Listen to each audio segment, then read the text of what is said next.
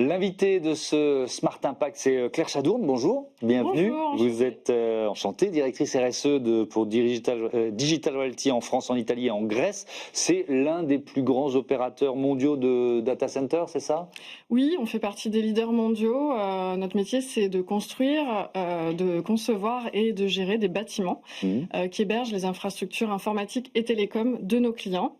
Et parmi ces clients, il va y avoir effectivement les grands acteurs de la tech mondiale, des entreprises du CAC 40 par exemple, ou des entreprises plus locales, des startups, avec des services publics également. Donc voilà, on a Donc un ça veut panel dire assez large. des centres de données un peu partout sur la planète aujourd'hui? Alors géographiquement, on est présent sur 50 villes, avec une présence forte en France, à Paris et Marseille. On a 17 data centers en France. Et pourquoi Paris et Marseille? Puisque Paris est un hub Internet mondial, quatrième hub Internet mondial. Marseille est sixième hub Internet mondial.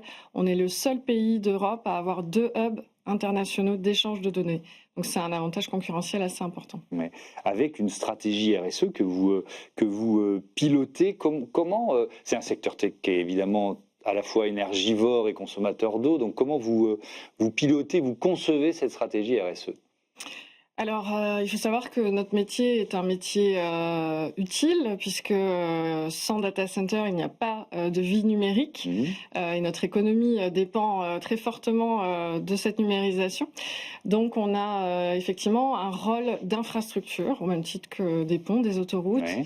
aujourd'hui et effectivement, notre économie dépend énormément de cette infrastructure. Notre responsabilité, c'est de travailler une infrastructure la plus durable et responsable possible. Et vous l'avez nommé, il y a des gros chantiers sur lesquels nous sommes engagés de longue date, que sont effectivement la question énergétique, la question des consommations d'eau, même si je reviendrai très volontiers sur ce point, puisqu'il y a beaucoup de fausses informations qui circulent, beaucoup d'idées, alors que ce n'est pas forcément le cas. Et les enjeux carbone, la biodiversité, on a un panel assez large d'enjeux sur lesquels la société est engagée. Sur l'électricité, c'est quoi? C'est le besoin de refroidissement des centres de données qui explique la consommation d'électricité, c'est ça? Alors, il y a plusieurs aspects. Vous avez les machines informatiques, les machines des clients qui sont consommatrices d'énergie, évidemment, les serveurs, par exemple. Et puis après, vous avez la consommation d'énergie qui est associée à l'infrastructure du data center. Et vous avez raison, un des postes clés, 40% de la consommation énergétique, est lié au refroidissement. Donc nous travaillons à réduire cet impact via un certain nombre d'innovations. Notamment à Marseille, nous avons développé une solution qui s'appelle le river cooling, qui permet d'emprunter une eau souterraine pour capter les frigories. On consomme pas l'eau. Pour les souffler en salle ensuite. Elle est remise dans... Elle est en circuit fermé. Elle est en circuit fermé, Et donc, il d'accord. n'y a pas de consommation d'eau associée à ces sites. Par exemple, sur les 4 sites que nous avons à Marseille, sur le port, nous avons une consommation de l'ordre de 50 habitants par an. D'accord. Donc on n'est pas sur des chiffres qui sont importants. Et ça, il faut l'expliquer peut-être aux personnes qui écoutent cette émission. Ce sont des choix technologiques. On parle beaucoup des consommations d'eau aux États-Unis. Ce sont des sites ou des lieux où il y a eu des choix sur des consommations de refroidissement adiabatique, c'est-à-dire d'évaporation d'eau, qui sont extrêmement consommateurs d'eau. Ce ne sont pas des choix que font la majorité des data centers en France. Donc déjà déconstruire cet aspect-là. D'accord. Et puis après, je dirais que le meilleur kilowatt, c'est celui qui n'est pas consommé. Donc on est des experts de l'efficacité énergétique. C'est dans l'ADN de l'entreprise de longue date, avec des équipes qui sont dédiées. Et en fait, il n'y a pas de solution miracle. C'est une somme de bonnes pratiques pour réduire au maximum l'empreinte énergétique du bâtiment. Est-ce que ça veut dire, la réponse est dans la question d'une certaine façon, mais que vous construisez différemment des data centers, des centres de données aujourd'hui par rapport à il y a 15 ou 20 ans? C'est-à-dire même dans la conception même du bâtiment, ça a radicalement changé?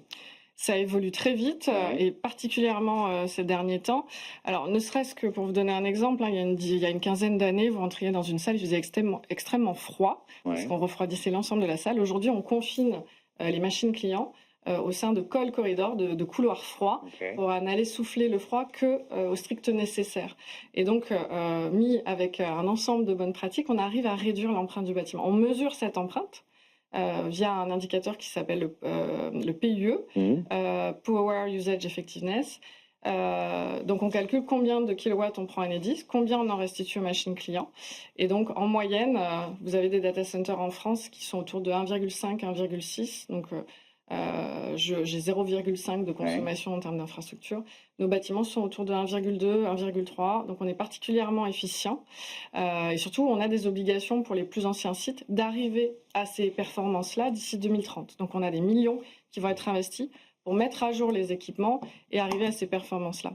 Et si je peux me permettre, en termes d'évolution de design, l'IA nous impose quelques défis et nous avons dû requalifier en fait nos méthodologies de refroidissement. Aujourd'hui, on a une technologie qui s'appelle le Direct Liquid Cooling qui permet de ramener de l'eau auprès des puces parce qu'en fait, on a une densité tellement forte, il y a une chaleur plus forte qui se dégage et donc on a dû faire évoluer nos principes de refroidissement pour aller sur ces technologies avec des densités plus fortes et répondre aux défis de l'IA. Il y a un autre. Alors, on peut retourner la chaussette, si j'ose dire. C'est-à-dire qu'un centre de données, un data center, ça produit aussi de la chaleur, ce qu'on appelle notamment la chaleur fatale. Donc, il y a une récupération de cette chaleur. Elle peut soit être utilisée en interne, soit être réintégrée au réseau, par exemple. C'est un des sujets clés pour le data center, qui n'est pas malheureusement si simple à mettre en œuvre, puisqu'on n'a pas forcément dans les territoires où les data centers sont positionnés des réseaux de chaleur à proximité.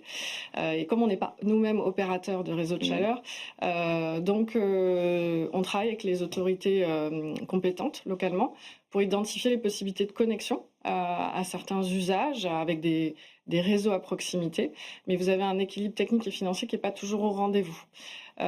Et surtout, vous devez positionner des équipements qui permettent de rehausser la chaleur, parce qu'en fait, la chaleur que l'on dégage n'est pas assez chaude pour les réseaux de chaleur. On est à 30 degrés à peu près quand il faut minimum 60 degrés.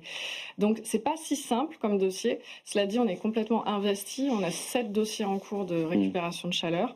On doit en annoncer un dans les prochaines semaines avec des conventions aussi à venir. Donc on a bon espoir d'arriver à connecter, à récupérer ces calories pour des usages d'habitation, de bureaux. C'est tout à fait l'intention. Les centres de données, ils consomment aujourd'hui 2% de l'électricité en France. Ça pourrait doubler d'ici 2030. On voit bien qu'il y a des solutions que vous mettez en place pour limiter cet impact. Mais à côté de ça, vous parliez d'IA.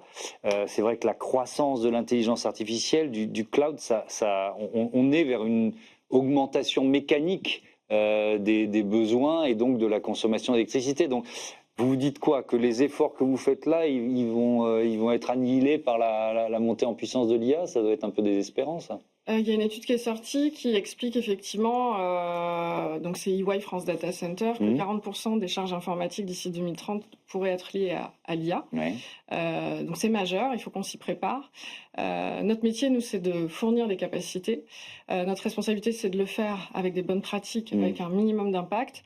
Mais aussi, notre conscience, c'est d'alerter sur les enjeux de l'IA et sur les usages de l'intelligence artificielle. C'est-à-dire qu'il faut peut-être s'en servir là où on en a vraiment besoin, quoi. Voilà, la question c'est l'utilité de l'intelligence artificielle, des enjeux de sobriété, soyons clairs, aussi bien dans les services qui sont proposés que les utilisateurs. Je ne crois pas que les gens soient complètement conscients des impacts. Voilà, qu'une requête sur ChatGPT, c'est 10 fois plus d'électricité qu'une requête sur Google. Ces choses-là, il faut le communiquer. Donc c'est aussi notre poste d'observateur qui nous permet d'avoir ce rôle d'alerte. Mais plus que ça, je vous le dis, je vous le mentionnais, notre responsabilité, c'est d'aller chercher le minimum d'impact et de la contribution aussi au réseau électrique. Et donc, on travaille avec des certificats de garantie d'origine, des Power Purchase Agreements. Donc, on a financé 2 parcs éoliens dans les Hauts-de-France et en Bretagne pour une capacité de 24 MW pour 15 ans. C'est des électrons verts qui n'auraient pas existé sur le réseau sans nous. On travaille aussi sur l'équilibrage énergétique horaire qui nous permet de faire matcher heure par heure en fait nos consommations avec les énergies renouvelables disponibles sur le réseau. Donc ça, c'est une innovation que l'on a lancée sur notre site parrain.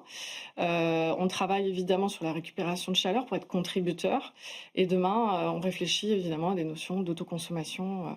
Donc voilà, c'est un ensemble de pratiques qui font que on réduit l'impact, mais soyons clairs, il va falloir se poser les bonnes questions sur les usages aussi et et sur l'impact de l'IA en général. Évidemment, évidemment. Et avec on va terminer là-dessus. Alors ça concerne sans doute pas l'Europe et les sites que vous pilotez en France, en Italie ou en Grèce, mais ce qui se passe à Washington en ce moment est quand même intéressant. C'est-à-dire c'est une des régions des États-Unis où il y a le plus de data centers et où les autorités de gestion de l'électricité sont finalement obligées de pratiquement restreindre l'accès à l'électricité pour les citoyens, les entreprises, pour que les data centers puissent tourner. Enfin, vous voyez ce que je veux dire? On est dans une sorte d'arbitrage qui est compliqué. On n'en est pas là en France, en Europe?